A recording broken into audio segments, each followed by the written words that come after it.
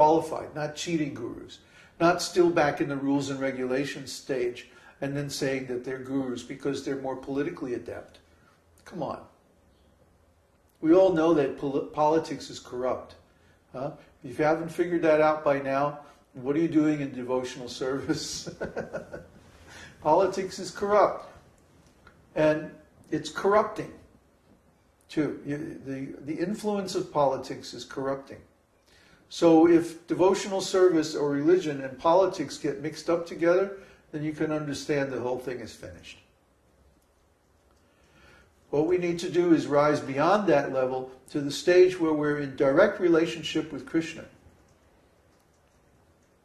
Transcend it. Get beyond it. Huh? That's why I encourage my disciples to chant 64 rounds. And it's not like I'm coming around snooping in their rooms, seeing how many rounds they have chanted. Or something like that. Huh? I give them enough privacy, enough autonomy, that they can realize these things for themselves. That's what I did. Huh? I mean, I did see some advanced devotees in beautiful stages of Krishna consciousness, and that inspired me. Huh? And certainly Śrīla Prabhupada's blessings and his personal instructions to me were a great benediction to me. But ultimately, I had to sit down and chant my rounds and attract Krishna on my own merits. And all of us have to do that. Nobody can give you the magic boinger, that turns you into a pure devotee. You have to do that. You have to attract, you have to build your own relationship with Krishna as a person, with another person. Krishna is a person and you're a person. And he's not far away. He's right here in your heart, watching everything. Huh? He likes to hide himself in the hearts of everyone and just watch.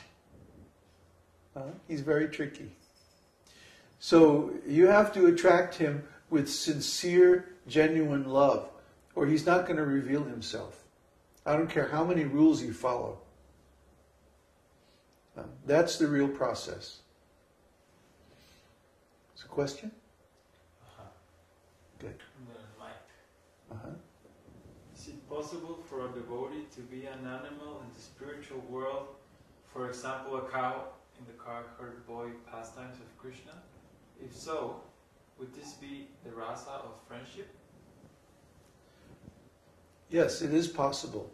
And no, it wouldn't be friendship because they're not equals. It would be servitorship, or maybe even neutrality.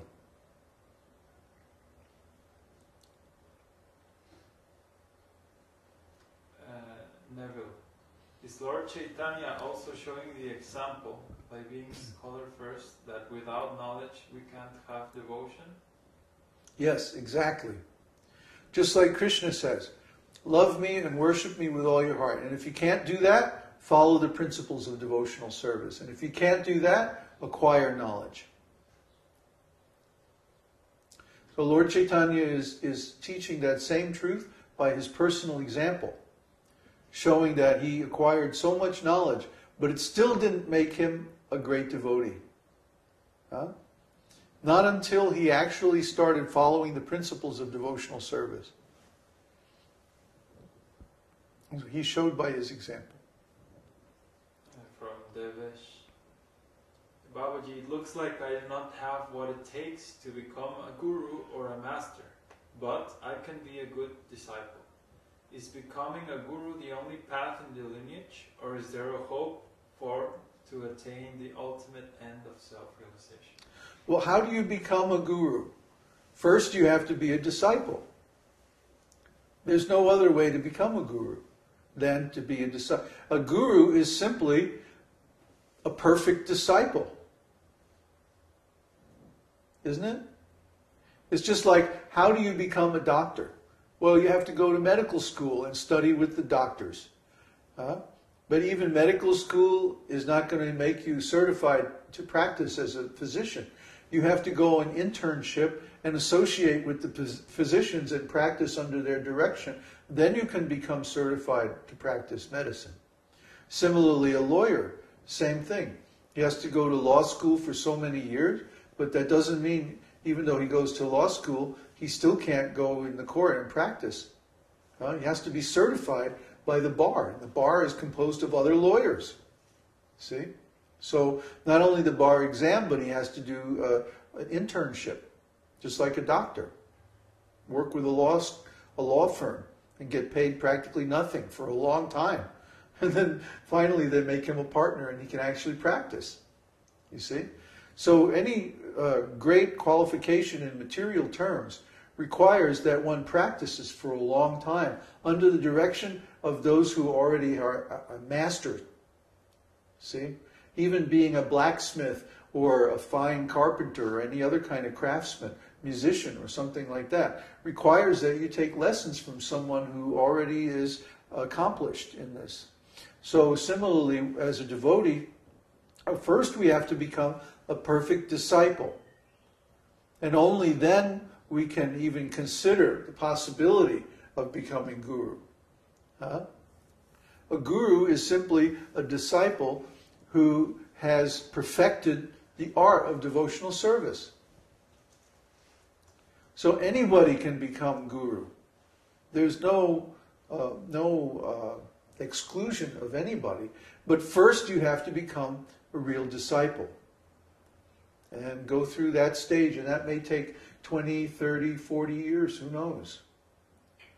But if you're sincere and dedicated and you actually offer all your energy in this path of devotional service, sooner or later you'll reach the goal. I think his question, I understood, like, I have to be guru first and then get self-realized. It was towards that line. Guru first? Yeah, how can you be guru if you're not self-realized? How can you be self-realized if you're not a disciple? Yeah, he was asking, I don't have the qualities to be guru, so can I still get self-realized? Considering want to be first. Well, most people who get self-realized don't become guru.